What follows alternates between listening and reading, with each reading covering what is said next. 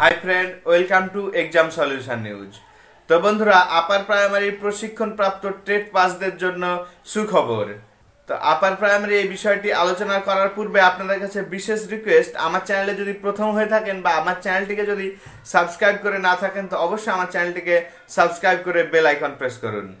আর ভিডিওটি শেষ পর্যন্ত দেখে যদি ভিডিওটি ভালো লাগে তো অবশ্যই একটি লাইক করবেন, কমেন্ট করে আপনাদের মতামত জানাবেন আর শেয়ার করে বন্ধুদের দেখার সুযোগ করে দেবেন।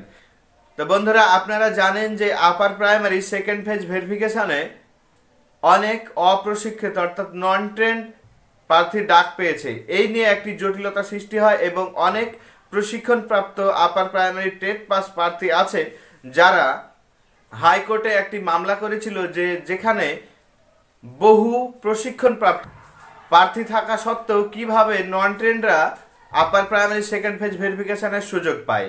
আর এই নিয়ে মামলা শুরু হয় এবং হাইকোর্ট নির্দেশ দিয়েছে যে যেহেতু আপার প্রাইমারি ট্রেড পাস অনেকেই প্রশিক্ষণপ্রাপ্ত আছে সেহেতু নন ট্রেন্ডদেরকে কোনো মতোই আগে ডাকা যাবে না, অর্থাৎ প্রথমে প্রশিক্ষণপ্রাপ্তদের অগ্রাধিকার দিতে হবে, তারপরে যদি সিট ফাঁকা থাকে তাহলেই নন ট্রেন্ডরা সুযোগ পাবে।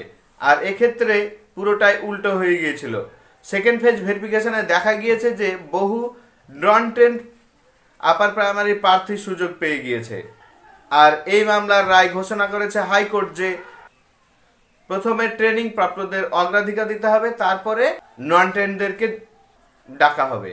এবং শেষ পর্যন্ত হাইকোর্ট নির্দেশ দিয়েছে যে আগামী 27শে মে মাসের পর যে ডকুমেন্ট ভেরিফিকেশন হবে সে সময় যে সমস্ত প্রার্থীরা প্রশিক্ষণপ্রাপ্ত আছে তাদেরকে অগ্রাধিকার দিতে হবে এবং অপ্রশিক্ষিতদের প্রথমে কোনো সুযোগ দেওয়া হবে না।